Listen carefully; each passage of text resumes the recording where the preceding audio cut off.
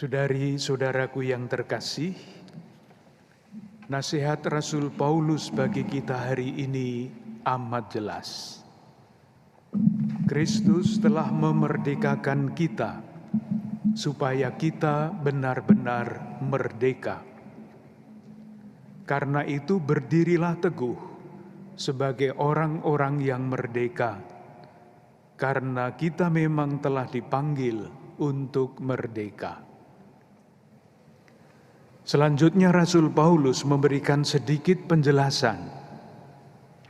Hidup sebagai pribadi-pribadi yang merdeka adalah hidup yang memberi tempat kepada Roh Kudus untuk memimpin hidup kita.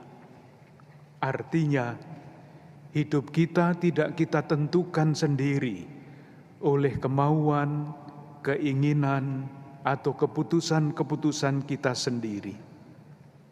Melainkan kita mesti membiarkan diri kita dipimpin oleh Roh Kudus. Tandanya apa kalau kita membiarkan diri kita dipimpin oleh Roh Kudus? Rasul Paulus memberikan prinsip. Ketika kita melayani seorang akan yang lain di dalam kasih, itulah tandanya hidup kita dipimpin oleh Roh Kudus dan kita menjadi pribadi-pribadi yang semakin merdeka. Untuk terus berusaha menjadi pribadi-pribadi yang merdeka, artinya membiarkan diri kita dipimpin oleh Roh Kudus, kita mempunyai teladan. Siapa lagi teladan kita kalau bukan Yesus Kristus, junjungan kita?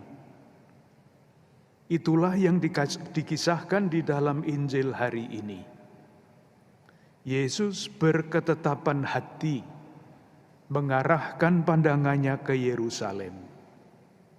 Ini adalah keputusan pribadi yang merdeka.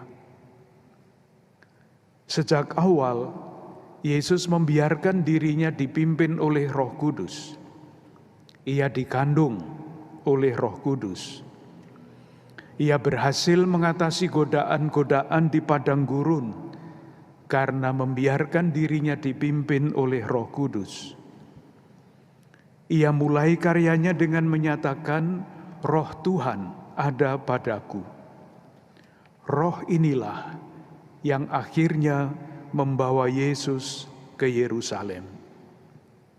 Dan ketika orang lain berusaha untuk membelokkan arah perjalanan Yesus ke Yerusalem, Yesus selalu menolak. Karena apa? Karena Yesus adalah pribadi yang merdeka.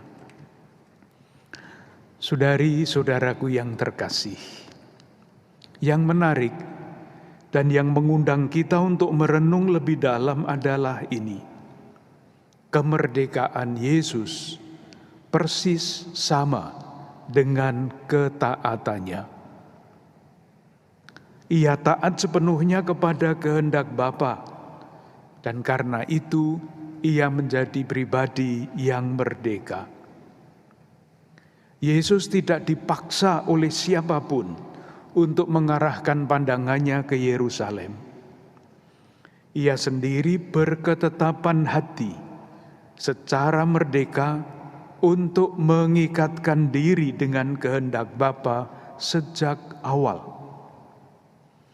Kemerdekaan untuk mengikatkan diri, artinya taat kepada Bapa inilah yang dinyatakan oleh Yesus dalam jawaban yang diberikan kepada ibunya yang mencarinya pada awal Yesus tampil.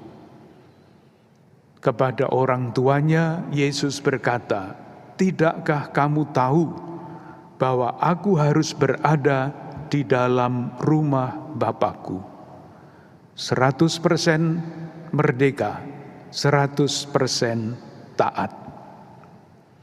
Kemerdekaan yang berupa ketaatan utuh inilah yang diucapkan oleh para biarawan dan biarawati ketika mereka mengucapkan prasetya kebiaraan.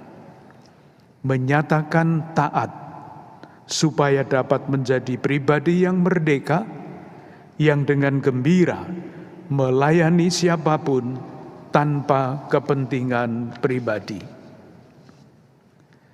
Kemerdekaan yang seperti ini pula yang dalam janji pernikahan dinyatakan di hadapan Allah dan umat dalam bentuk janji untuk setia seumur hidup. Merdeka untuk setia, bukan merdeka untuk berbuat semau-maunya. Bebas untuk mengikatkan diri dalam kesetiaan dengan segala suka dukanya. Marilah kita saling mendoakan agar sebagai murid-murid Kristus kita terus bertumbuh menjadi pribadi-pribadi yang semakin merdeka.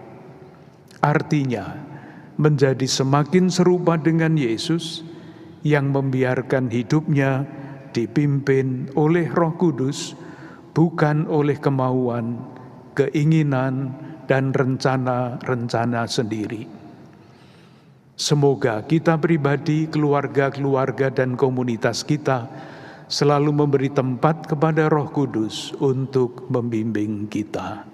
Tuhan memberkati.